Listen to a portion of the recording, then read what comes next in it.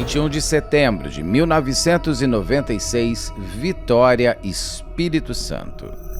Gabriela Regatieri Schermon e o empresário Luiz Cláudio Ferreira Sardenberg tinham sido namorados por anos.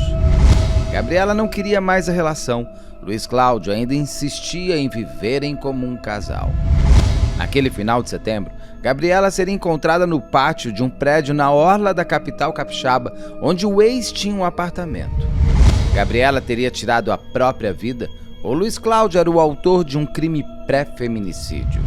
Quem responde é a equipe de acusação que defendeu Gabriela e traz detalhes de como tudo pode ter acontecido. Diretamente de um dos endereços mais famosos do Brasil, de um dos principais cartões postais da cidade de São Paulo, e com as transmissões feitas dos nossos estúdios na Avenida Paulista, eu sou Beto Ribeiro e este é o Crime S.A. Olá, sejamos todos muito bem-vindos. Por favor, não deixe de se inscrever, curtir, compartilhar, ligar sininho, marque nas suas mídias sociais, nos marque a todos aqui nas suas mídias sociais. Assim a gente constrói esse canal, que é bom demais fazer. Se puder, seja membro. Se não puder, tá tudo certo. Desde que você venha comigo até o final desta entrevista 3 aqui, que vamos fazer com o Dr. Cristiano e o Dr. Luiz. Muito obrigado por vocês estarem aqui. É muito bom ter pessoas com o calibre de vocês no canal, que deixa o canal mais enobrecido também. Falar de um caso que aconteceu em Vitória, é isso? No Espírito Santo. Sim, é um caso emblemático, um caso que aconteceu em 1996, no dia 21 de setembro. E o julgamento se deu 24 anos após o crime. Isso é impressionante. 24 anos conseguiu ganhar até de Lucas Terra, apesar de Lucas Terra ainda teve um julgamento no meio. Então eu vou te fazer a pergunta que eu gosto de fazer: que crime é esse? Por que tanto tempo de julgamento para ter? E que crime, o que aconteceu? Quem eram as pessoas? É um crime extremamente cruel. É um crime que envolvia uma pessoa de um poder aquisitivo muito grande lá em Vitória, principalmente à época dos fatos, em 1996. É o crime de uma garota, 19 anos de idade à época, Gabriela Regatieri Schermon, uma garota cheia de vida, uma garota que cursava a faculdade, que era assistente do Ministério Público à época dos fatos e que não aceitou o modo de vida que o namorado, Luiz Cláudio Sardenberg, começou a adotar no término do relacionamento. Era um rapaz da alta sociedade, um rapaz que começou a fazer uso constante de drogas, especialmente cocaína, maconha, cocaína. E Gabriela chegou o momento que deu um fim no relacionamento. E começou a se relacionar com um rapaz da faculdade, de nome João. Luiz Cláudio manteve um relacionamento muito longo com a Gabriela. A Gabriela era inclusive menor.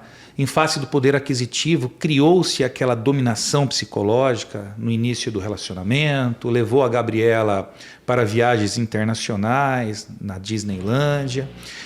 E quando do término do relacionamento, adotando aquela postura de homem dominador, que não aceita a opinião da ex-namorada, começou a tentar, de uma certa forma, se aproximar da Gabriela. Na noite dos fatos, Gabriela, feliz da vida, saiu com uma amiga para ir num desfile de um shopping ali próximo da residência, em Vitória. Ao retornar, Luiz Cláudio tocou o interfone do apartamento e pediu para conversar com Gabriela. Gabriela não tinha ali qualquer raiva dele, nada disso, e aceitou ir conversar com ele num barzinho próximo da sua residência. A partir de então não temos a versão dela, e sim a versão dele. Luiz diz que eles conversaram ali no bar e foram até um apart hotel da família dele, um flat, ali na Avenida Dante Michelini.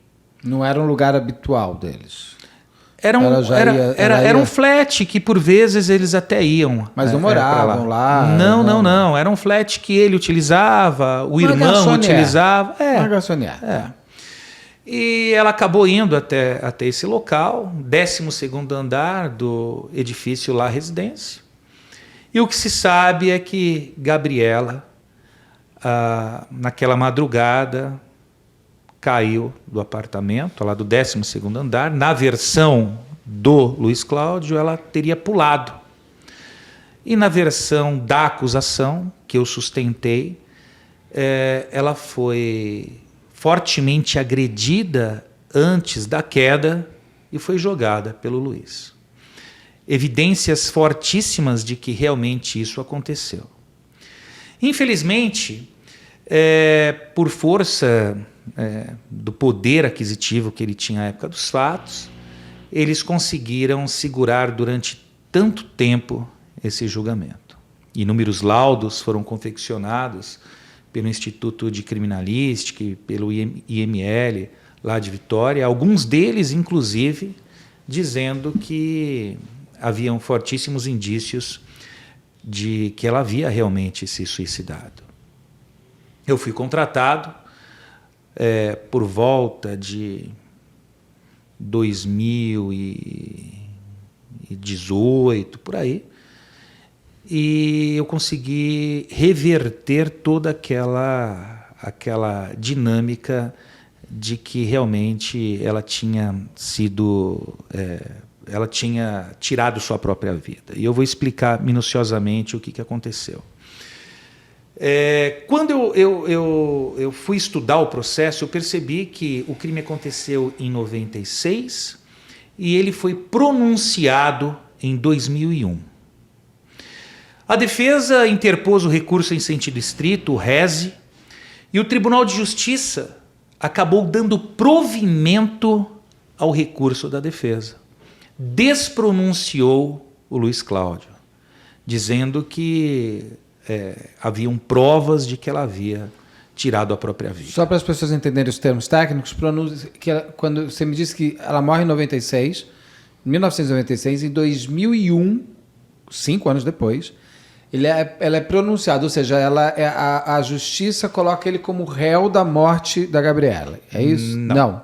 Coloca o quê? O processo do júri ele é bifásico. Existe a fase do sumário da culpa, que é uma fase preambular, onde se avalia se existem indícios de autoria e prova da materialidade do crime. Havendo indícios de autoria e prova de materialidade, o réu ele é pronunciado, ou seja, ele é encaminhado para ser julgado perante o júri popular. Que é o que aconteceu com ele em 2001. Em 2001, o juiz de primeira instância entendeu que existiam indícios de autoria, prova de materialidade, de que ele era o autor do homicídio, ou seja, ela não havia tirado a própria vida.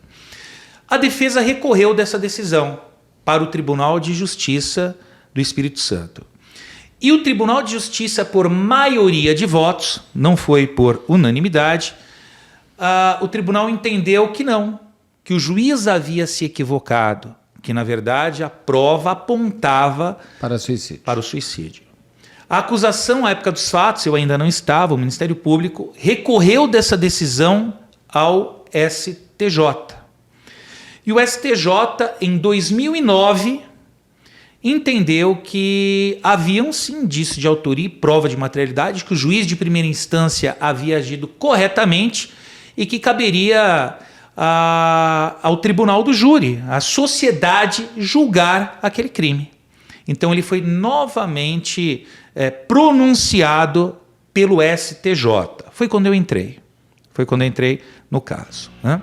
E eu me defrontei com um processo com muitas provas produzidas naquela época, em 96, ainda fotografia não era tão nítida como nós temos hoje, laudos controversos, perícias oficiais onde apontava para o suicídio.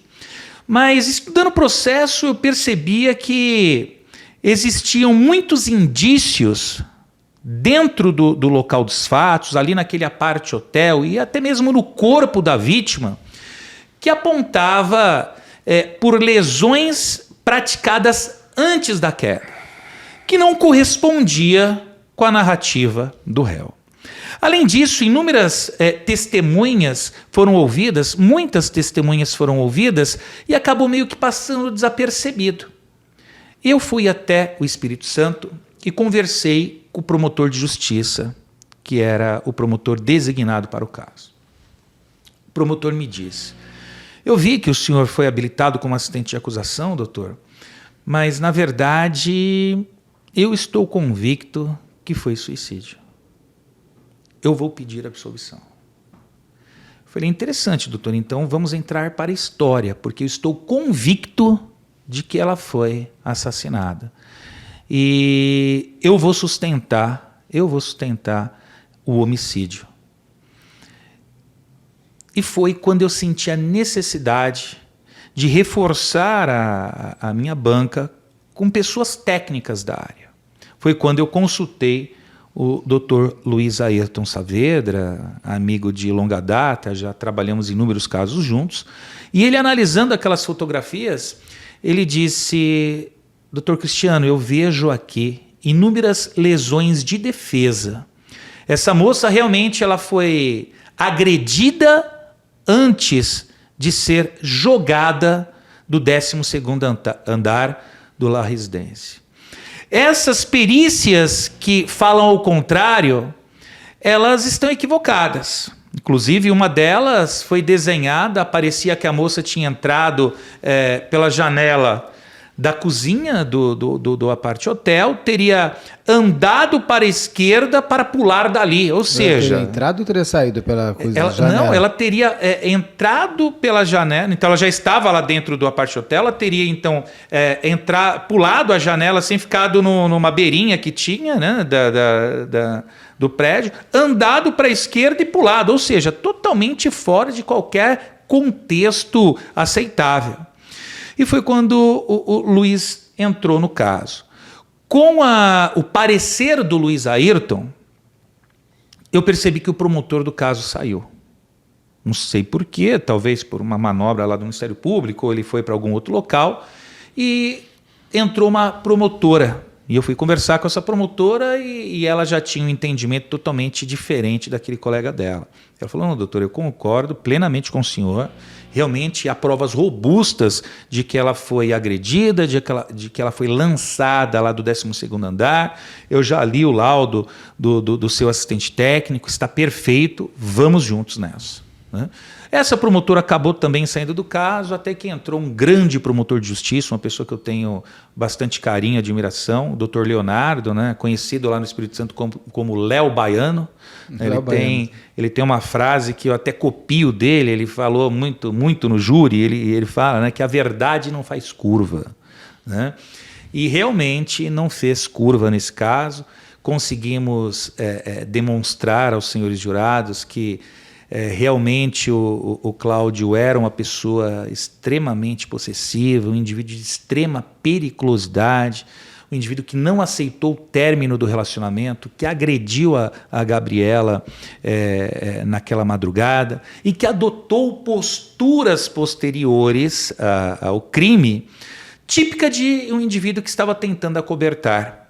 Então, como conversamos numa outra oportunidade, no caso do Henri Borel, do Jairinho, então o Jairinho adotou inúmeras posturas tentando ocultar o crime, o mesmo foi feito por Cláudio Sardenberg. O que ele fez? Logo que ele lançou a moça lá do 12º andar, ele desceu para a recepção do prédio e conversou com o Devanir, o rapaz ali da recepção, o porteiro. E o que ele disse? A minha namorada se jogou do 12º andar. Qual seria a postura de um indivíduo que realmente tivesse visto a namorada pulando? Um desespero tremendo. Ligaria para o SAMU, ligaria para o bombeiro. Cadê? Abre que eu quero ir lá até o corpo dela. Porque ela caiu no lugar do prédio fechado, é isso? Caiu no estacionamento. Tá. No estacionamento do prédio. E o que ele fez? Eu preciso da chave do meu carro. Eu preciso da chave do meu carro.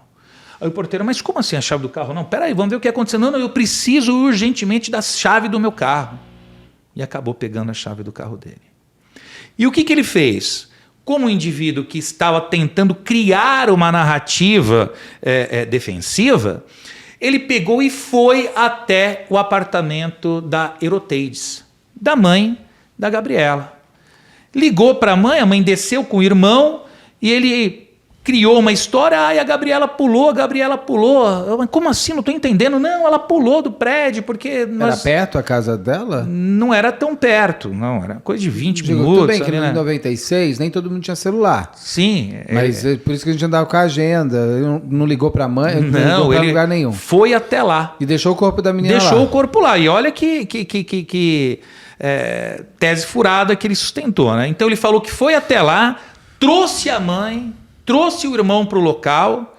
E aí, quando ele viu que a moça estava próxima, né, do... E o corpo continuou lá? Ninguém chamou a polícia? Ninguém chamou. Nem o recepcionista? Ninguém. Foi um absurdo.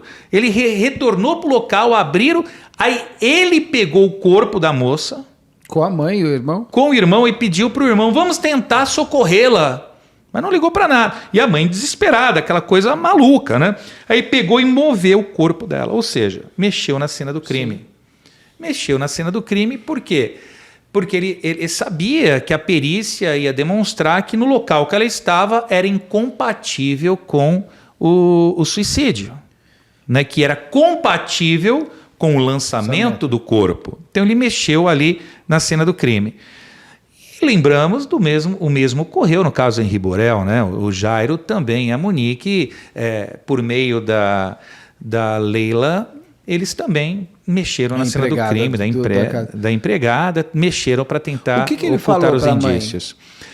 Ele disse que eles discutiram e que ele falou para ela que não queria mais voltar o namoro, que ela insistia em retornar e que ele disse não e que ela pulou do nada. Ele disse que eles mantiveram relação sexual naquela madrugada e que depois da relação ele disse, olha, eu não quero mais, você me desculpa. E ela desesperou e pulou. A perícia disse que não teve relação naquela noite. Para a mãe e para o irmão foi surpreendente? Uma pessoa que se mata assim, do nada, mas por quê? Ou a Gabriela já tinha possibilidade? Como é que é a história? Muito pelo contrário. Ela tinha alguma depressão, alguma coisa? Ainda mais em 96, que a gente ainda não falava muito disso. De forma alguma, né? O doutor Rafael, um psiquiatra que eu também contratei, ele fez uma autópsia psicológica e demonstrou que ela não tinha qualquer perfil suicida, muito pelo contrário. Era uma menina linda, uma menina extremamente feliz, realizada profissionalmente, uma menina que tinha uma condição financeira muito boa à época dos fatos, uma menina que já tinha dado início a um relacionamento, não estava namorando com o João ainda, mas tinha saído por 2 ou 3 vezes, isso testemunhas dizem, inclusive, que ele estava muito feliz. Era um momento de muita felicidade na vida dela, então ela não tinha qualquer perfil suicida, não estava em depressão e muito menos estava amarrada psicologicamente ao Luiz Cláudio. Óbvio que no término do namoro ela sofreu como qualquer pessoa sofre, mas de uma forma aceitável, razoável. Então ela estava já com esse novo rapaz tentando... Ele é que quis terminar com ela? Não, ela que quis. Terminou por conta... dele estar utilizando muita droga, cocaína, maconha, ela não aceitava isso. Que vai combinar com coisas que aconteceram agora, em 2022, 2021, sei lá. Ele tinha sinais de alguma coisa? Porque a gente vai entrar como é que foi, sim, o doutor Luiz vai me contar tudo. Então, mas a mãe conta que viu alguma coisa? Então, na época dos fatos, tudo foi direcionado de uma forma favorável ao réu. Quando eu entrei... Mas como assim, a polícia de cara já aceitou a versão dele? Não quis ver se ele tinha... Então, ele não foi imediatamente encaminhado para fazer o exame do IML. Ele foi tempos após. Né? Pessoas dizem, inclusive um tenente que quando do júri já era coronel, Késio, ele disse que ele não foi enganado por esse rapaz. Ele falou que quando ele começou a conversar com ele na cena do crime, ele começou a suspeitar e disse, vamos para a delegacia. Ele disse que viu respingos de sangue na calça dele. Ele disse que havia uma cadeira próxima de uma janela. E depois um depoimento de uma faxineira deu conta que quando ela foi limpar o apartamento, existia nessa cadeira uma marca de sapato ou de tênis. E a Gabriela estava lá embaixo descalço. Então o que nós provamos? Que o Luiz bateu muito nela, inclusive quebrou dente. Ela tinha essas marcas? Tinha um dente quebrado, né? Inclusive encontraram o dente na boca. E aí ela ficou desfalecida, tinha até fratura da mandíbula. Ela ficou desfalecida. O Luiz pegou essa cadeira, colocou próximo da janela, colocou o pé para apoiar, para jogar a Gabriela. E ela tinha uma lesão muito forte também, muito grande no dorso, né? O Luiz depois vai explicar isso. E aí o que aconteceu? Ele foi para a delegacia, família muito, muito poderosa, excelentes advogados, influentes na época. Ele não foi fazer o IML imediatamente. Ele foi tempos após. Inclusive, ele foi intimado para ir em determinada data, não foi, ele foi depois. E o que esse perito foi muito importante no nosso processo? Ele constatou algumas lesões no braço dele, no punho aqui dele, né? E ele disse o seguinte: olha, esses hematomas que eu estou identificando, se a perícia fosse feita no dia do crime, não seriam hematomas, seriam feridas. Esse fato, somado ao que foi encontrado dentro do apartamento, manchas... Foi feito perícia de local. Foi feito perícia de local. Manchas de quê? Então, eram substâncias avermelhadas, mas não conseguiu se detectar se era ou não sangue. Inclusive, tudo leva a crer que eles também tentaram limpar essas marcas da janela, né? Assim, que tinha... Parapeito. Do parapeito, né? Então, assim, aparentemente jogaram água ali para tentar ocultar também esses indícios. Mas tinha também algumas marcas semelhantes num frigobar lá dentro. Tudo levava a crer que ela teria também sido jogada nesse frigobar e se machucou, né? E ao final de tudo, depois de 9 adiamentos, né, a defesa muito articulada, durante 9 vezes conseguiram adiar o júri. Depois de 24 anos do crime, conseguimos submeter ao julgamento ao conselho de sentença e depois de 3 dias de julgamento, conseguimos uma condenação de 23 anos e 3 meses. Ele saiu preso ali do julgamento. Depois de 1 ano, o STJ acabou soltando, dizendo que se ele respondeu em liberdade, ele teria direito de continuar aguardando os recursos em liberdade. Eu sustentei o recurso de apelação da defesa, né? Eu apresentei as contrarrazões, sustentei oralmente no tribunal lá do Estado do Espírito Santo. Por força do destino, o doutor Rafael Câmara, um excelente advogado, que era advogado dele, quando da minha sustentação oral, ele era desembargador, ele foi indicado pelo 5º Constitucional para a mesma Câmara do julgamento. Obviamente ele se deu por impedido, mas ele já estava compondo ali o tribunal. E conseguimos a manutenção da condenação. Então, hoje a defesa ainda tenta, por meio de recurso especial extraordinário, reverter a questão em Brasília, mas não há qualquer fundamento para isso. Só que 1 ano depois da soltura, Luiz Cláudio foi preso em flagrante delito por tráfico ilícito de entorpecentes. Tudo lá em Vitória. Tudo lá em Vitória. Ele, o filho e a namorada do filho. E estão todos presos até hoje por conta do tráfico.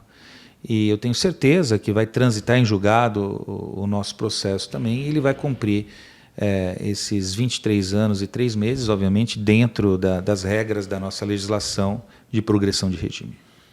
Muito obrigado por toda essa explanação. Depois eu quero entender por que ele ficou solto todo esse tempo, porque diferente, por exemplo, do Jairinho, que é um caso seu, não o Jairinho, mas o caso Henri Borel.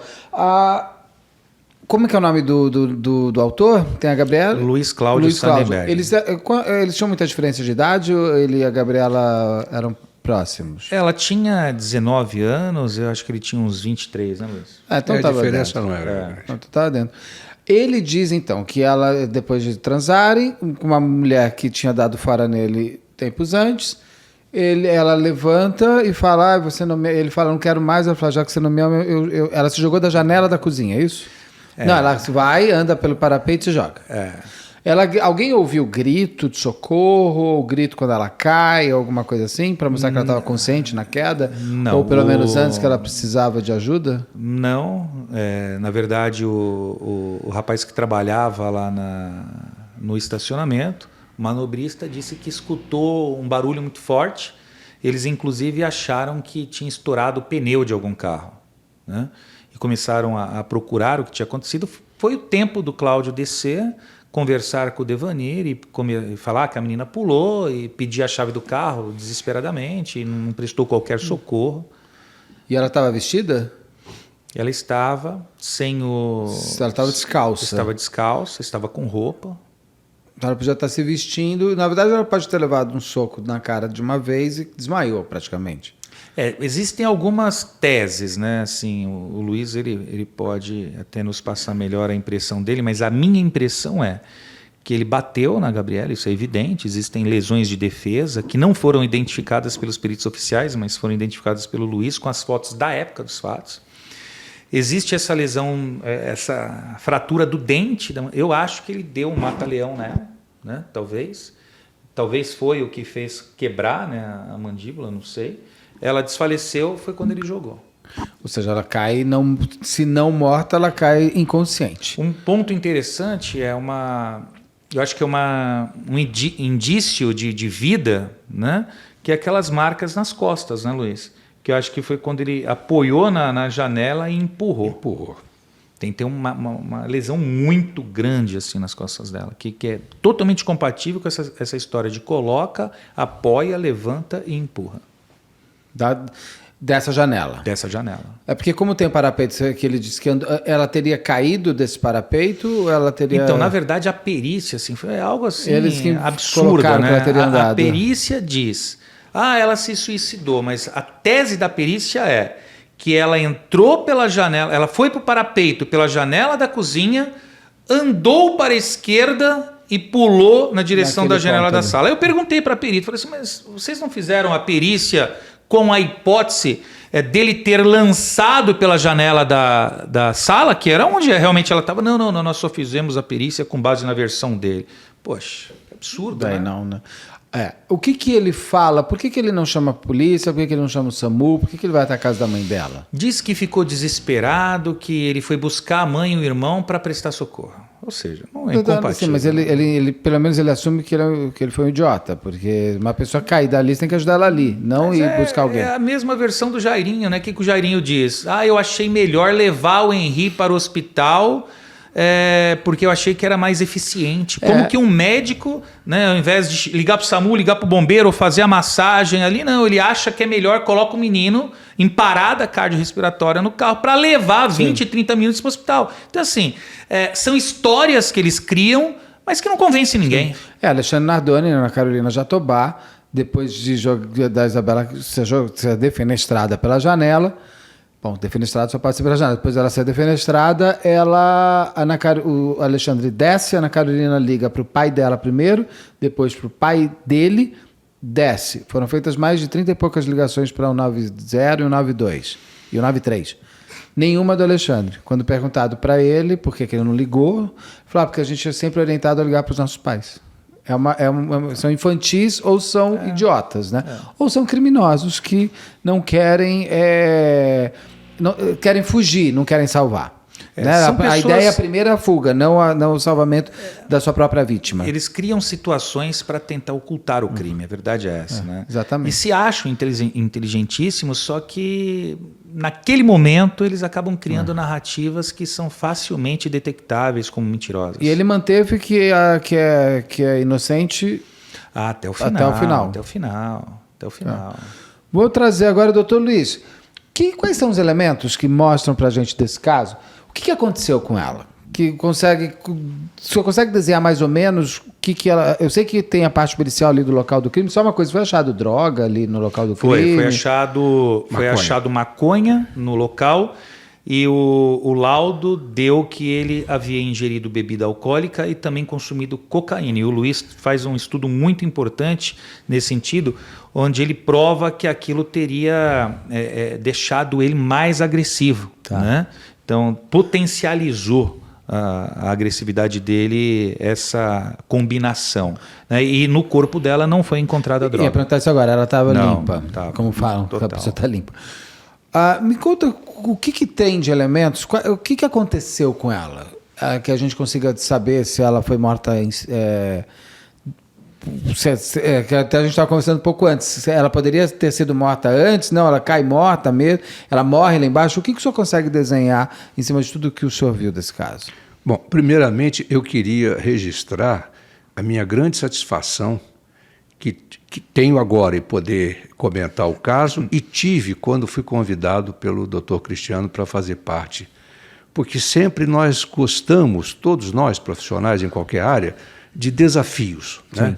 E nós entendemos, tanto ele como advogado e eu como médico legista perito, entendemos que ali seria um grande desafio nós virarmos o caminho natural que o caso estava tomando, que seria a aceitação do suicídio e a absolvição do réu, para um homicídio configurado. Não? Então eu agradeço muito essa oportunidade que tive agradeço por ele estarem aqui. E a sua de estar aqui também falando sobre o caso. Nós, como médico legista, a primeira coisa que aconteceu foi aquilo que nós já comentamos em outros casos, que eu tive a oportunidade de estar aqui com você. O doutor Luiz está aqui no caso do Henri Borel e no caso da Tatiana Spitzner. Isso. A primeira autópsia foi uma autópsia também precária, insuficiente, quer dizer, não forneceu dados. Ele só descreveu assim os principais ferimentos dela e alegou depois que eram tão importantes que não precisavam ser descritos ferimentos outros menores. Isso é uma inverdade, né? Porque ao perito compete examinar minuciosamente o corpo e registrar todas as alterações que ele ali encontrar. Ele não deve julgar o que deve registrar ou não. A obrigação é registrar tudo. E procurar por tudo, né, E doutor? procurar por tudo, exatamente. Bom, foi feita uma segunda autópsia algum tempo depois, mais ou menos uns 30, 40 dias depois, foi feita uma segunda autópsia. E nós tivemos a sorte de que essa segunda autópsia feita após a exumação... Eu ia perguntar, foi exumado esse Foi Porque exumado. no Brasil a gente não fica, Sim. né, nos Estados Unidos, deixa Michael Jackson 3 meses, aqui não. Ele, terminada a primeira autópsia, ela foi sepultada. Foi exumado e uma segunda autópsia, então, foi realizada após a exumação. E o colega que fez esta segunda autópsia, ainda que ele tenha corroborado nas suas conclusões a tese do suicídio, de que ela teria se jogado, ele fez um registro muito bom, tanto descritivo do que ele viu, como fotográfico. E foi este segundo laudo que me permitiu, ao analisá-lo, evidenciar situações que conflitam com essa conclusão de suicídio, caminham para, primeiro, lesões que mostravam que ela foi agredida antes de ser jogada, né? E segundo, que ela morre também no solo. Ela chega ao solo com vida, provavelmente sem sentidos, sem consciência, mas viva. Ela apresenta nos tecidos reações vitais características de uma pessoa que estava viva. Mas essa segunda descrição, eu tive a oportunidade de, esse caso exigiu um estudo muito grande, muito minucioso de todas as peças, né? Eu fui pensando algumas coisas que passaram mais ou menos estranhas, não foram ressaltadas no processo, mas que, no meu entendimento, tinham um valor muito grande. Por exemplo, existe uma perita criminal que refere que, examinando o local e o corpo, ela encontra um fragmento do dente no fundo da boca, na base da língua, né? Era exatamente o fragmento que correspondia a uma lesão que ela apresentava nos dentes incisivos. Os médicos que fizeram as autópsias, principalmente a segunda, que eu vou considerar que foi realmente uma autópsia, ele entendeu que essa fratura se deu por pressão de trás para frente, ou seja, na queda ela bate com a região posterior da cabeça no solo e com uma parte dorsolateral ela como se estivesse um pouco virada. Foi assim que ela chega ao E solo. jogada? Sim, já é atípico para quem tivesse saltado, né? Porque pela distância, se ela tivesse saltado, era esperado que ela chegasse pelos pés, batesse com os... E se mais na chocasse. frente. E mais à frente, se ela tiver... A pessoa não pode virar durante? Eu não sei, nunca me Dependendo matei. do- Então não sei. depende. Mas digo, as pessoas podem às vezes também ficar... Pode então- modificar a sua atitude, mas precisa de uma distância para que isso aconteça, né? Então, a distância que ela saltou, teria saltado, vamos dizer, ela não deveria ter caído nessa posição e nem tão próximo do prédio como ela caiu. E só te interrompendo, e ao que parece, o Luiz ele foi instruído nesse período que ele foi até a casa da mãe. Ele ligou para alguém? Não. Ele ligou para alguém que disseram para ele exatamente isso. Olha, você precisa mover o corpo para frente. Porque se ela caiu ali rente, é incompatível Não com vai rolar. o lançamento do próprio corpo. Né? Se ela pulou, ela pulou mais para frente. Por isso que que motivou ele tentar puxar o corpo para frente. Né? Pode continuar. De uma forma mais ou menos genérica, os peritos dizem o seguinte: quando a queda é acidental, a pessoa está trabalhando assim na parte externa num prédio e cai, ele cai muito próximo na queda acidental. Porque ele não teve o impulso, Isso. né? Quando o corpo é jogado, ele já se afasta um pouco. E quando a pessoa salta, isso em linhas bem gerais. Vai mais ainda, porque vai a pessoa mais, faz assim, vai, né? Ela tem um exatamente. grande impulso. Ela tem um grande impulso. E quando é jogado, você faz assim, você faz assim. Seu impulso é menor do que eu comigo mesmo, né? E ela caiu muito próximo.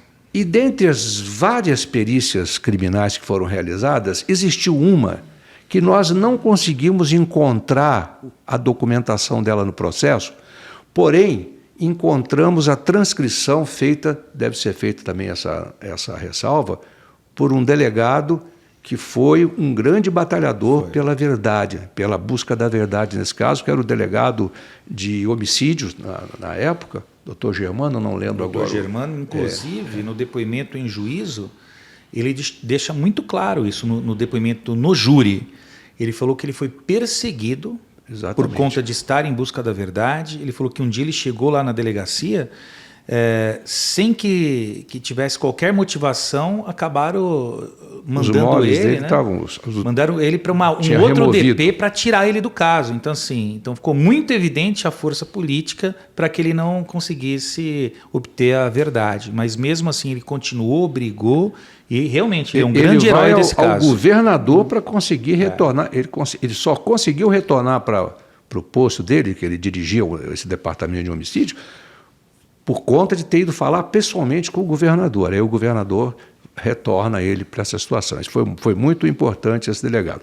E eu encontrei num relato dele, o relato e fotos desta perícia, que foi uma das melhores perícias realizadas, eles com bonecos de areia simulam ela de pés se lançando e ela sendo jogada. E esta posição que o boneco cai com ela jogada era a mais próxima da situação real em que o corpo foi encontrado. Como que se sabe que ele caiu ali e não em outro local? Foi feito o quê?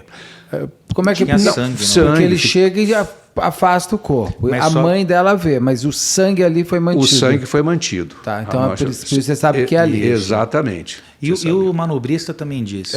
E ele confessa que moveu o corpo. Ele disse que moveu por quê? Porque estava tentando salvá-la. Nossa, depois se ele foi rápido, meia hora, né? Por aí. Isso na melhor das hipóteses. Ele foi muito rápido, meia hora. Até a mulher descer, o irmão descer, Não, imagina, até contar a história. O que está acontecendo? Foi de madrugada isso? De madrugada. Se não me engano, ele liga do prédio, vou te buscar, avisa ela que vai buscá-la. Não, ele vai direto. Vai direto. Vai direto. Vai Não tem direto. ligação. Não tinha celular, mas foi feita alguma perícia das ligações feitas do telefone do local? Não, se recebeu, o próprio ligou? Devanir não falou de ligação, ninguém falou de ligação, então Ele não teria ligado. Ele não. tinha celular? Não. O que ele queria, na verdade... Porque celular já tinha celular, né? Não foi falado disso. Pode ser até que ele tivesse realmente, né? Mas não foi falado e não foi feito perícia. No celular. Talvez ele ligou para alguém que instruiu, move o corpo, né? O porteiro fala como ela estava quando chegou? Eles estavam bem, estavam tranquilos? Não, falou que estava todo mundo desesperado. A mãe desesperada. Não, quando a Gabriela chegou, chegaram numa boa, tranquilo. Viram chegando, subiram. E aí o senhor estava me falando que ali a perícia consegue provar que ela caiu, que ela essa foi, perícia... que ela teve esse lançada. Aí são referidas essas manchas que o doutor Cristiano já abordou aqui e que foram limpadas posteriormente. A própria perícia do local refere isso, né? E essas manchas vermelhas encontradas tanto na geladeira como era como se chama essa geladeira? Frigobar. Na porta do frigobar, como por baixo, não foram examinadas. O perito deduz que foi do rejunte do revestimento da beiradinha, que teria caído água e aquilo então escorregado. Mas não foi feito pesquisa se aquilo era sangue ou não. Bom, luminol, não foi feito nenhuma pesquisa. Luminol na época já tinha, 96 já se usava, tá? Já tinha. Luminol já tinha. No Brasil? Porque eu sei que Isabela Nardoni foi um dos primeiros casos de luminol, pelo menos em São Paulo. Foi até, o Luiz era fez nem uma luminol, pesquisa era Blue nesse Star. sentido. Não, o luminol... Bom, não sei se a polícia Porque de lá eu usava. sei que a Rosângela Monteiro que faz, ela sempre conta que... Na verdade, o primeiro que testaram foi o Dr. Moraes, que eu até gravei com ele na época, e o marido da doutora Rosângela, foi no caso Fará Jorge Fará, em São Paulo, que eles usam pela primeira vez e descobrem que tem mais sangue no teto do que no chão, que mostra que ela estava viva. Que foi quando meu contemporâneo cortado. de faculdade. O Moraes. Ele é o Fará. O Fará. Meu foi Deus. Meu contemporâneo de faculdade. E ele foi o primeiro que foi usado no luminol em São Paulo. Quando eu fui para a residência, ele foi interno, passou comigo na gineco. Ele era 3 turmas abaixo da minha, já não me lembro mais, né? E ela era gente boa, só para saber. Ele era assim, um pouco esquisito, mas era gente boa. Né? Eu tive depois um colega médico legista que dava plantão com ele num pronto-socorro. Isso é um outro caso, eu não quero desviar. Mas ele parece que ele foi muito pressionado, Maria do Carmo. A Maria do Carmo, o marido da Maria do Carmo extorquia ele, enfim, ela dizia que estava... Ele eu acho que não, eu acho que o marido não. É que ela tem. Eu vou fazer esse caso comentado em breve, eu conto ali os detalhes. Daí eu também vi bem as coisas ali. Mas daí voltando ali. Tá. Então, porque eu não sei se usava o luminol no Brasil. Pode até ter, mas tudo bem. Daí não foi feito. Mas mesmo quando o luminol não era utilizado, existem outros reagentes químicos que identificam sangue. Sempre teve, né? Sempre de alguma teve, maneira. Aí você conseguiu. E nem foi feito para saber se era o sangue dela? Não, nem se era sangue. Não foi feito. Nem se era sangue. Nem então, se já era que sangue. nem se é sangue, eu não vou nem saber se é dela. Tá. Nem foi feito isso. Bom, esse foi um aspecto importante, esse aspecto da perícia que passou desapercebido. Segundo aspecto, muito importante, as lesões na mão dele. Ele tinha lesões no punho e tal, mas tinha lesões na face posterior que é bem soco, das falanges, claro. E essas lesões, apesar de... machuca a mão.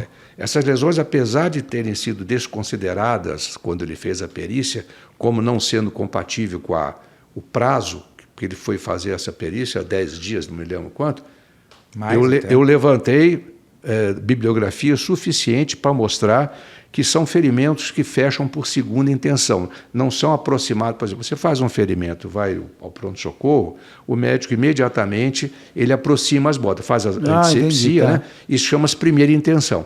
Quando o ferimento fica aberto, ele vai fechar por um mecanismo chamado tecido de granulação, que tem um nome, o povo dá aqui para isso. Que é a casquinha? Não. Carne viva, sei lá como é que eles chamam. Não é a casquinha. É um tecido de granulação que vai produzir, então, uma cicatrização por segunda intenção. Essa cicatrização é mais demorada, de modo que era perfeito. A gente sabe, se a gente se corta, a gente sabe que demora mais, claro, porque ele vai criando uma nova pele, uma nova mais ponte em face de movimentação. Aqui, imagina, claro, sempre, se você corta aqui, demora dias para você. Eu me recordo de um ponto bem interessante também nesse aspecto, que ele tinha 2 espécies de lesões na mão. Uma mais antiga, que era de um acidente de carro que ele tinha tido. E aí ele tentava justificar todas ali. Naquele acidente. Só que aí tanto o perito da época quanto o Luiz provaram que não. Tem como, são tempos que diferentes. eram incompatíveis, eram tempos diferentes. E a afirmação, eu não me esqueço disso, a afirmação do perito foi o seguinte, Beto: se a perícia tivesse sido feita no dia, não eram... machucados. Não eram hematomas e tal, era ferida. Ferida. Então isso Seria aí com o quê? foi muito Mas importante. Seria a ferida essa daqui da mão ou seria a ferida também? Ela tem defesa? Tem embaixo da unha dela alguma coisa? Também não foi feito Não foi feito pesquisa O da nenhuma. Bianca foi feito, Sim, né? Que da eu também Bianca trabalhava. Consola. Agora o da Gabriela não. De Gabriela não foi. Mas é básico isso, não é? É básico. Não tenha dúvida. Isso, qualquer protocolo de atendimento local prevê isso aí, né? Preservar o local, ver material. Ele não tinha marcas de arranhão. O que tinha Não foi era esse machucado aqui. No processo, realmente... também foi não- feito o laudo dele dias depois. Também se foi superficial demais, some, né? Nós estudamos o processo com base naquilo que foi produzido em 96. Sim, né? 96. Então, Isso assim, aí. o nosso tudo foi muito difícil. Foi também, muito né? difícil. E outra coisa, a respeito da cocaína com o álcool. Primeiro que a dosagem de álcool foi feita nele muitas horas depois. Alguns peritos que eram, no meu entendimento, interessados em agradar a defesa, consideravam aquele valor baixo que foi encontrado como incompatível com embriaguez. Entretanto, uma perita, e isso estava perdido no meio do processo, eu reacendi isso aí. Nós sabemos, nós temos uma técnica para, pegando a hora em que é feita a dosagem, nós podemos calcular a que horas, conhecendo a hora do fato, qual seria esse nível de álcool no sangue naquele momento. Que foi colhido o sangue. Sim. Porque, por exemplo, se eu enchi a cara, vamos dizer assim, às 7 da noite, e você colhe o meu sangue às 2 da manhã... Já dá diferença. Já dá diferença, mas você consegue, com aquilo, você consegue trazer para antes entender quanto que eu tinha. Porque se conhece um fenômeno chamado coeficiente de dietiloxidação do álcool, que é feito pelo fígado, que varia um pouquinho de homem para mulher, mas se considerando, se conhece tanto a taxa da dietiloxidação na mulher como no homem, se consegue calcular no momento do fato. E no momento do fato, a perita encontrou, e eu concordei, porque eu também refiz os cálculos, ele estaria com quase 1,5 gramas de álcool por litro de sangue. O que significa isso? Quantas cervejas são? Mas quantas cervejas? Quanto vinho? Isso significa whisky, que acima de 1 grama está embriagado e acima de 1,5 grama embriaguez configurada sem discussão. Não sei, mas dá para a gente ter uma noção assim de quantas cervejas seriam, mais ou menos? Porque às Não, vezes também é o que é difícil. embriaguez para você, para mim pode ser nada, né? Mas lá ele diz que tomou destilado, né? Não foi nem cerveja. Então no é depoimento whisky ele mesmo. diz. Foi alguma Isso varia com a bebida, se é mas um fermentado ponto ou não. importante do Mas estudo isso do é uma Luiz, embriaguez dentro da técnica. Sim. E uma questão mais importante que eu achei do estudo dele foi ele conseguiu provar que o álcool mais a cocaína... Deixa a pessoa mais nervosa. Exatamente. Mas isso assim, potencializa, A né? metabolização da cocaína na presença do álcool, ela produz uma substância, um metabólito chamado cocaetileno. E esse metabólito, o cocaetileno, ele tem duas ações. Primeiro, ele aumenta a meia-vida da cocaína. Então, o efeito dura mais tempo. E segundo, ele predispõe à desinibição, ao espírito de violência, ou seja, a pessoa se torna mais violenta do que o seu normal, ele está mais associado com o crime do que o uso puro da cocaína. Cocaína e álcool É uma mistura. Quanto tempo eles perigosa. estavam namorando? Eles namoraram por quanto tempo? Por anos, né? Alguns anos. Ele tinha já sido violento com a Gabriela? Alguém sabe? Porque... Não há Não há indícios de registro. violência, Não há mas há registro registros dessa obsessão por meio de cartas, isso né, sim. que ele mandava. isso e Não, aquilo tudo bem, mas assim, ele nunca tinha batido nela antes, Não, nada. isso aí Não não- tinha tido não, nenhuma, ela não tinha relatado nada. Porque não é a primeira vez que ele usou cocaína. Sim. Por sim. isso que né, ela com terminou, isso. né? Daí ele... e ele se lembra, ele confirma, apesar dos laudos todos, que ele tinha usado droga, que ele estava embriagado. Isso não tem como ele negar, né? Não tem como negar. Tá. Não tem como negar. E aí, o que mais que temos? Daí você Nós temos que essa fúria... Porque é uma fúria óbvia, né? Ela pode ter ido fazer um recordar é viver, ele achou que aquilo era uma volta. No final, ela deve ter... Aquilo que ele fala que ela falou... Claramente ele joga para ela e é o que ele deve ter dito. Ela fala, não, cara, não vou voltar. Ele, então eu acho que foi até mais do que isso, né? Porque, ou ele começou a usar droga, ela ficou nervosa. Não, ele diz que eles mantiveram relações sexuais naquela madrugada. Só que a perícia disse que não. Foi feita perícia, disse que não. Então, talvez ele, sob o efeito do álcool e da cocaína, ele tentou alguma coisa, né? E ela não quis. Então ele tentou voltar, tentou se relacionar, ela não quis, falou, olha, acabou realmente. Ou nem conseguiu ereção também, hein, gente? Pode ser também. Pode ter um monte de coisa aí, porque muita cocaína às vezes você não tem. Pode ter vontade, mas a coisa não acontece. E aí ele pirou e acabou matando. E eu acho que foi aquela situação mesmo, né? Ele deve ter batido, ela ficou desfalecida, achou talvez que ela tivesse já morrido ali, vou criar uma história, porque ela estava viva ainda, ela poderia ter sido resgatada com vida ainda. Tudo leva a crer que ela estava desfalecida quando foi jogada. Depois que ela chegou. Depois não tinha mais jeito, mas antes ela poderia ter. Sim. O que foi te contando essas fotos? Não era nem o corpo, que você não conseguiu ver o corpo. O que elas foram te contando do que aconteceu com ela mais? Localização de lesões típicas de lesão de defesa. Ela tentou se defender? Sim, claro. Então na primeira porrada não deixou ela inconsciente? Aparentemente não. O que ela tinha de sinais de defesa? Ela tinha lesões nos antebraços. Tipo, caiu assim no chão? Eu tenho a impressão que foi mais de ele tentar segurá-la, restringi-la. Né? Mas isso quebrou osso, não? Não, essa lesão não, era só de parte mole, só foi fotografado. Isso na primeira perícia. Chamou, né? Não consta em nenhuma das duas perícias, porque a segunda já foi com o cadáver adiantado. Porque daí já não rola. Mas a primeira foi o perito que fez o local, que chamou a atenção dele, ele pede para alguém segurar. Quem fotografa é o perito, não o legista. Não, é o perito. Que bom que o perito fotografou. Foi bom que o perito fotografou, exatamente. Foram esses achados que foram permitindo a gente reconstruir a história.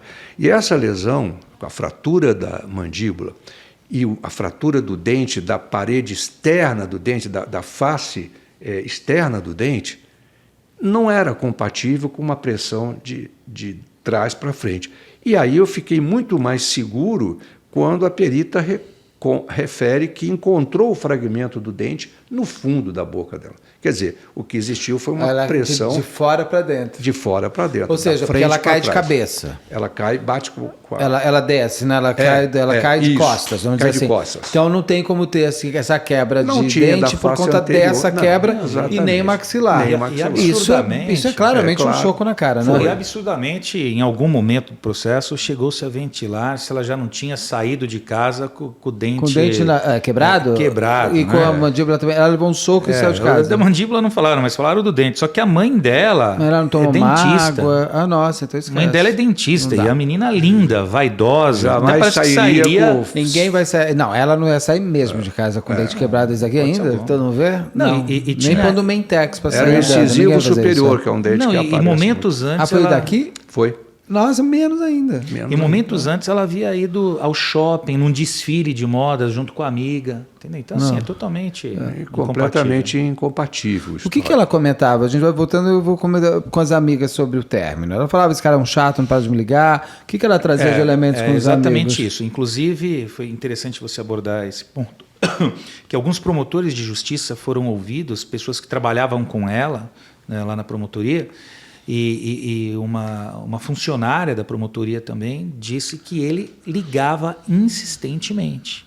Que inclusive ela já havia pedido, olha, se ele ligar, não me chama, fala que eu não estou. Quando ela saía de lá, essa colega de trabalho, nós dois conversamos com ela, né, lá no próprio MP. Ela disse que ela se sentia perseguida, então ela saía em horários que não eram os horários previstos para sair, ou mais tarde, ou um pouco mais cedo, porque realmente ele estava perseguindo. Ela estava quanto tempo separada dele? Estava, acho que 1 mês por aí. E 7 dias antes do crime, ela começou a se relacionar com o João. Então, eu acho que foi o seguinte, sabe aquele relacionamento muito longo? Ela era uma menina quando eles começaram a namorar e tal. Disney, aquela coisa toda. Então, gerou aquela dominação psicológica. Quando ela começou a ficar um pouco mais madura, começou a fazer faculdade, começou a frequentar um ambiente de trabalho sadio, o Ministério Público e tal, ela começou a enxergar que ele era incompatível com ela, que existia um mundo além do Luiz Cláudio. Foi quando ela chegou e terminou definitivamente. Me parece que havia alguns outros términos anteriores. Ela terminava, ele convencia, ela voltava, e assim ia. Só que nesse, definitivamente, não. Parou por aqui.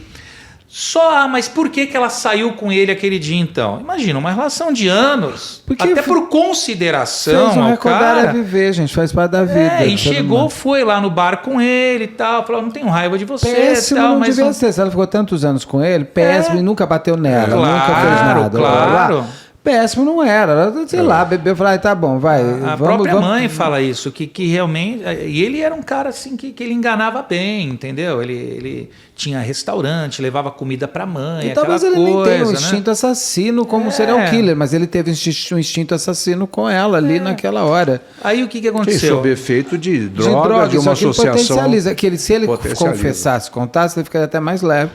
E com essa coisa das drogas, podia até ter uns atenuantes, não poderia? Eu penso o seguinte, que ele como ele sempre conseguia convencê-la a voltar, e naquela madrugada ela não cedeu, ela conversou e ela sequer quis manter relação, segundo a perícia diz isso, ele perdeu a cabeça, falou, pô, agora é de verdade. Interessante. E aí vai aquilo que nós conversamos Foi há o pouco, gatilho. né? Se Foi você, o gatilho. O gatilho é aquilo. se você não vai ser minha, você Você não vai ser de de mais ninguém. Você é a última coisa que você vê na vida. Situação semelhante aconteceu naquele outro caso que eu atuei também em Guarulhos, da Denise Quioca, a Que delegada. a gente vai fazer também, a delegada com policial. Foi né? morta no próprio plantão dela pelo ex-namorado. Você vê que a coisa não é de agora, né? A coisa de 96 já estávamos fazendo esses casos, que não se chamava ainda de feminicídio, mas já existia. E aí, além do dente que vocês encontram, o que mais que foi te trazendo assim do que pode ter acontecido? A fratura de mandíbula, que não era incompatível com o histórico da queda, né? Lesão nas costas. Lesões outras, como a lesão nas costas. Você muito injetou grande. ela? Não. Ela, a pressão, alguma pressão foi exercida contra as vestes que produziram uma marca de arrastamento nas Que costas. fez assim nela? Não para cair. Provavelmente na hora que ele foi jogá-la pelo parapeito. tá. Ela deve ter ficado colocada Bateu de assim. costas. Não, ao arrastá-la, ao empurrá-la, aquela pressão exercida sei, deve ter entendi. Foi muito produzido. interessante no júri, né, Luiz? Eu me recordo, defesa muito boa também aqui, o doutor Rafael, muito grande competente. advogado, né? Muito competente. Aí a acusação falou, né? O MP falou, eu vim, sustentei, né? E aí eu peguei, saí um pouco da plenária, aí fui lá na assistência, onde o Luiz estava sentado, sentei do lado dele, falei, e aí, Luiz? Ele falou, se terminasse o júri agora, nós teríamos condenado, você foi muito bem. Eu falei, pô, obrigado. Aí o doutor Rafael começou a falar, e começou a trazer a narrativa da defesa, isso e aquilo, tal. O Luiz falou assim, ele é bom e, olha, agora deu uma equilibrada. Aí eu pensei, eu falei assim, eu preciso provar que ele está mentindo. E uma das narrativas dele era, como que ele vai conseguir pegar essa menina no colo, levantá-la para jogar da janela? Isso não teria força para fazer, isso seria... Aí tem até uma narrativa anterior que foi utilizado no Reze, né? O advogado da época falou, só se ele fosse um dinossauro, tivesse a força de um dinossauro. Por que ela era tão pesada assim? Não, era uma menina pequena, né? Então por que não teria força? Aí o Rafael falou assim, seria a mesma coisa de ele levantar uma caixa de cerveja e jogar. Eu falei, pô, uma caixa de cerveja não rola, nem isso. né? Ele é fraquinho assim? Não, pô, o cara fazia academia. Ah, então leva duas. Bombadão. Aí eu peguei e falei assim pro meu assistente da época, né? Falei assim, você pesa quanto? Por que, doutor? Eu falei, você pesa quanto? 100 quilos. Eu falei, tá bom. Nossa senhora. Aí ele não vai levantar, não vai dar. Eu levantei o cara Você levantou? de 100 quilos no meio do Não, jogo.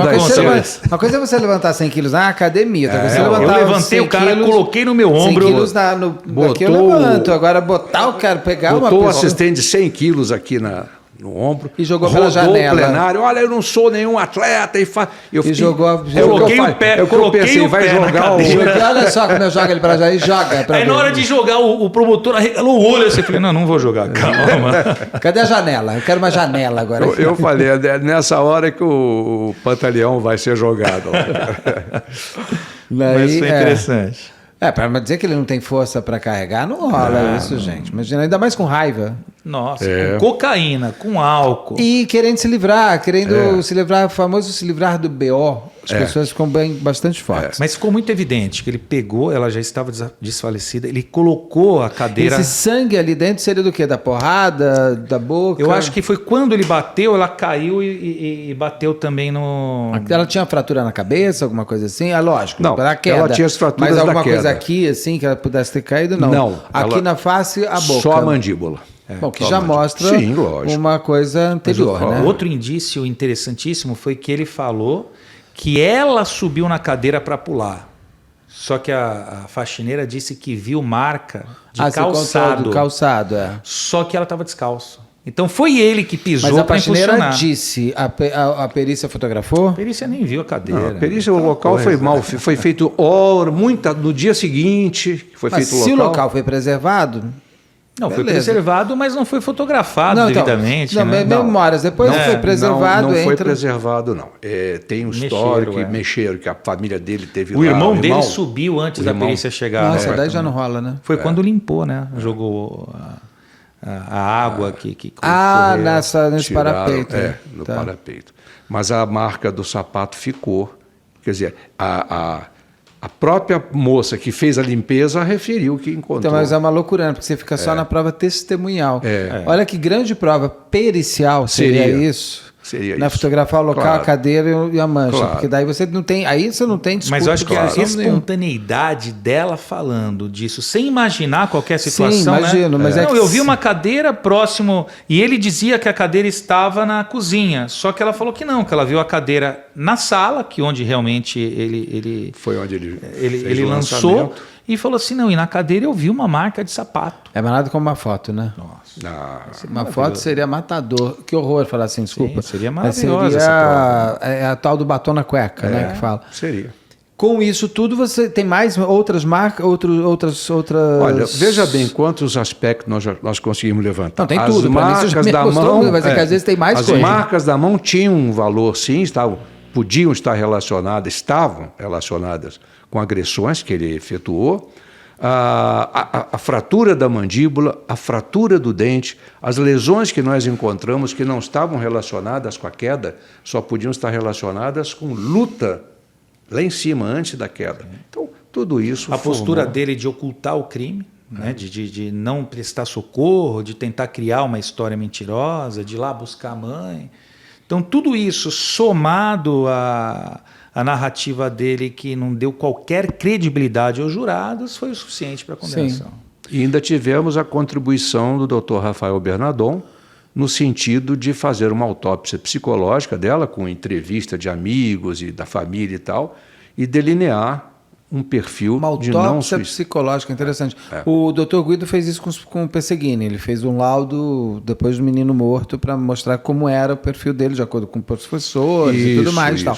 O que ele traz? O primeiro caso que eu conheço aqui no Brasil... 96 é bem antes do Pesseguini. Não, eu conheço um caso de 85, no caso do Mengele, a professora Cândida Teixeira, infelizmente já falecida, psicóloga forense, ela fez uma autópsia psicológica do Gerhard, que seria o alemão que foi encontrado, que foi nominado como morto na época do afogamento em 1978, em Bertioga, e pelos livros, pelas leituras que ele fazia, ela define como um perfil compatível com o do Mengele. Eu acho que foi o primeiro caso que foi feito aqui no Brasil. Eu te deixo uma sugestão, né? Eu recentemente recebi o Dr. Luiz no meu escritório com um livro lindo, dedicado pelo professor dele, o Dr. Vilmes, que foi quem identificou a ossada do Mengele. Eu estou muito querendo fazer esse caso do Mengele. Então, o Vilmes, amicíssimo do Luiz, foi professor do Luiz. Foi ele que identificou? Aqui no Brasil ele foi o perito Escreveu um livro Ele e recente. o professor Daniel Munhoz, também muito meu amigo, os dois, que encabeçaram, lideraram um grupo de peritos que fez a autópsia, acompanhados por peritos internacionais, americanos, alemães e de Israel, né, que vieram aqui acompanhar a perícia. Mas o professor Wilmes teve um papel muito importante, porque ele já era membro da Academia de Ciências Forenses dos Estados Unidos, era amigo de vários desses antropologistas forenses que vieram ao Brasil realizar essa perícia, e pelo fato dele ser um poliglota, dele ter fluidez na fala de vários idiomas, ele se comunicava com melhor interação com esses peritos.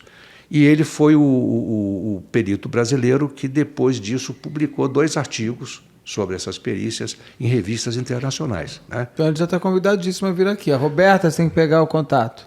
O professor Wilmes está com 92 anos. Eu vou lá, então. Isso que eu ia dizer para você. Ele não vai, ele já está não dirigindo mais e tal, Sim. mas ainda pode contar Não, mas eu vou lá, entrevisto ele no local. Tá e eu bom. estarei junto porque é em Mogi das Ótimo. Cruzes, ele é meu vizinho. Então melhor ainda. Então você vai lá. Entrevista juntos. histórica, viu?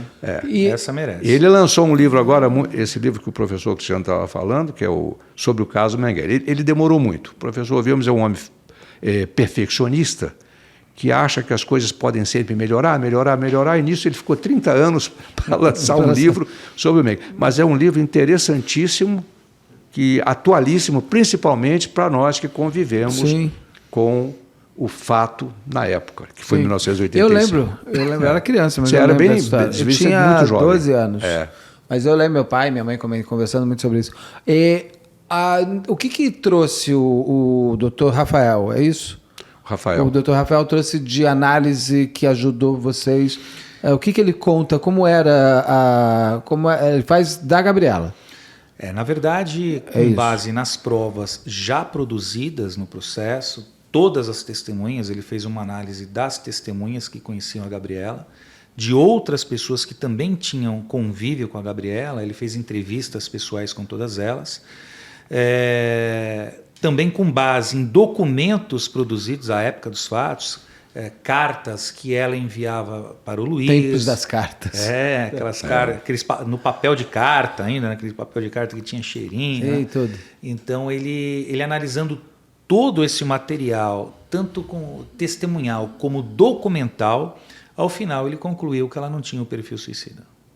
Então, ele ouviu pessoas que trabalhavam, pessoas que conviviam. Porque é aquilo, né? Um suicida não é de uma hora para outra, ele vai deixando marcas, Sim. as pessoas percebem, é uma tristeza, às vezes você tenta salvar várias vezes, Mas você salva algumas, mas... O depoimento dele, Beto, ganhou muita credibilidade porque a defesa, como nós já reconhecemos aqui, era de muito boa, muita qualidade, questionou sobre o seguinte: então, todos os suicidas deixam antes registro, marca? E ele foi honesto o suficiente para dizer que não, que um determinado percentual nunca registrou nenhum antecedente de autodestruição e se suicida. Com isso, ele ganhou muita credibilidade dos jurados. E esse é um ponto que, desculpa te cortar, Beto, esse é um ponto que eu levo muito em consideração quando eu contrato os meus assistentes. Eu não contrato pessoas para falar aquilo que eu quero ouvir. Então, assim, quantos foram os casos que eu levei para o Luiz e o Luiz me disse o seguinte: olha, doutor, eu não tenho condições de sustentar essa narrativa. Foram inúmeros os casos, né? Então, são pessoas sérias, pessoas que gozam de credibilidade e por isso que eu trago para esses casos de repercussão, né? Então, Gabriela, o caso do Henri, seria absurdo, assim, eu sei que faz parte do jogo, mas aquilo que foi dito pelo perito lá da defesa, pelo amor de Deus, que o menino morreu lá no Barrador. Mas pera, agora você está entrando no Henri Borel. Que está muito recente o Henri Borel, né? Então fica na cabeça. Eu fico indignado com aquele tipo de postura, coisa que o Luiz jamais faria. Né? Se pegasse o Luiz, desculpa, não dá para fazer isso. Né? Então eu procuro muito buscar a verdade quando eu contrato os peritos. E no caso, o negócio do suicídio, pelo que eu já entrevistei, assim, pelo menos vários grandes psiquiatras também, porque eles falam muito assim, a pessoa não deixa rastro, não obrigatoriamente, mas depois muita gente fala assim, eu tinha percebido que ele tinha isso, ele estava meio triste. Depois, ele não precisa nem deixar a carta, quando chega a notícia, você fala assim, que tristeza. Você sabe que a pessoa tem algum olhar, tem alguma coisa às vezes que você percebe que pode acontecer. Deixa eu perguntar uma coisa, por que teve 2 autópsias? Quem pede a segunda autópsia? O Dr. Germano e o promotor de justiça. Na época também foi muito Dr. importante. Germano é? O delegado. Tá. Então foi um caso também que o MP ajudou demais no início. O Dr. Sócrates era o promotor de justiça à época dos fatos. Então ele acompanhou todas as oitivas na delegacia. Então a Todas. polícia não se convenceu que foi suicídio? A polícia não se convenceu e o Ministério Público não se convenceu. Então, tanto que ele faz, o inquérito termina com a denúncia. O Sócrates oferece a denúncia, que ele nas alegações finais ele pede a pronúncia e o juiz pronuncia. Tá. Então correu tudo tranquilo. É que o primeiro delegado não foi o Germano. Então aquele delegado do início que não... Que ali poderia ter sido uma segunda autópsia num tempo até melhor, né? Poderia ter encontrado ainda mais coisas, por exemplo, vestígio a primeira autópsia foi sofrível, né? Ela não é ofereceu. chato quando acontece isso, muito, né? Porque muito. atrapalha a justiça, na verdade, pela pessoa que perdeu a vida. A primeira oportunidade é sempre a melhor, né? Em autópsia, cirurgia, sempre é a melhor. Dizem que até o primeiro depoimento sempre tem algum fundo de verdade. Você só tem que achar ali nas entrelinhas, falar aqui ele está falando a verdade, aqui também. Junta e faz a frase. E você consegue construir alguma coisa a mais. Por que ele ficou livre? Foi em 96, ele foi julgado em 2020. Isso. 20, é isso? Foram 24 anos à espera. E por que ele ficou solto? Vamos pegar o caso do Henri Borel. O Jairinho não me nega falar Jair. O Jairo e a Monique presos. Sim. Por que ele solto à espera do julgamento? Então, no caso da Gabriela, não houve coação de testemunha. No caso da Gabriela, por mais que com certeza ocorreu uma manipulação do local social. Mas na verdade ele teve a prisão decretada, tá, quando do início do procedimento, e ele ficou foragido durante muitos anos. Danado. Ele ficou foragido durante muitos anos, aí depois os advogados entraram com pedidos lá no Tribunal de Justiça, o mesmo Tribunal de Justiça que despronunciou, e ele conseguiu a liberdade lá. Entendi. Né? Mas durante muito tempo ele ficou foragido. E aí depois que não pedem mais a prisão, ele volta? Olha, eu acho que a volta liberdade dele no final foi garantida no STF, se não me engano. Não, a última não. Não? STJ. STJ? Ele saiu preso do júri, né? Aí o Tribunal de Justiça manteve... essa última agora foi o STJ. Eu digo antes. Lá atrás, para ele nunca ter sido... Teve uma... O Lucas Terra não é o julgamento mais antigo, porque ele teve um julgamento, teve uma condenação de um dos pastores, agora não lembro o nome dele, que depois de segunda instância confirmada a pena dele, aí ele resolve, então eu fui condenado mesmo, então agora eu vou contar a verdade. Aí ele conta dos outros 2, aí começa uma nova investigação. Aí depois da investigação, e aí foi feito o julgamento agora, o ano passado, do Lucas Terra, que sempre falam 21 anos, porque foi em 2023. O da Gabriela ganhou. Ganhou 96. 24 anos. A Houve espera mais de julgamento sem ter nada de julgamento no meio. Nada. E eu fiz também da Fernanda Orlani, que também foram quase 20 anos. Foram 20 anos de espera também. E fora os 9 adiamentos. E soltos. A Gabriela foi mais tempo de espera do que tempo de vida dela. Isso é louco, né? Quem que me falou isso ontem? É a doutora Lucelena. Eu entrevistei ela ontem por causa do Bernardo, porque o Leandro Boldrini foi solto. E ela falou, ele ficou menos tempo na cadeia, ele ficou menos tempo na cadeia que o Bernardo teve de vida. Então ele ficou 10 anos e o Bernardo 14. Isso é angustiante, né? Ele ficou mais tempo solto esperando um julgamento que a Gabriela teve de vida. Teve de vida. Isso é um desrespeito à vítima muito grande. Muito grande. Tinha que ser levado em consideração essa dosimetria, não é possível. O sofrimento da família. De tudo, né? Demais, mata tudo, que até hoje. E foram 24 horas de sofrimento, esperando fechado o caixão. A Teide sofreu demais, a mãe, né? E não viu ele preso. Agora ele está, por quê? O que acontece? Pelo tráfico, né? Então, aí ele foi preso agora. Foi preso. Um ano depois da soltura. Julgamento 20, condenado, saiu preso. 21 conseguiu liberdade, 22 foi preso por tráfico. 20 em 2020 ele foi condenado, 2021 ele ficou preso. Não, 2021 ele foi solto. Então ele ficou nada. Um ano preso. Não chegou a ficar um ano, ficou meses, né? Ele passou o Natal e o Ano Novo e mais um tempinho, e já saiu. Aí saiu. E aí saiu e foi fazer tráfico de drogas. Deu sequência, né? É porque é humilhante mesmo, né? E viu que se matar não dá cadeia, por que eu não posso continuar fazendo o resto? E aí ele foi preso com o filho, que nasceu depois de toda essa história. Sim, bem depois. Bem depois. O menino deve ter no máximo 24 anos. E com a namorada do filho. E agora ele está preso pelo tráfico de drogas. Sim.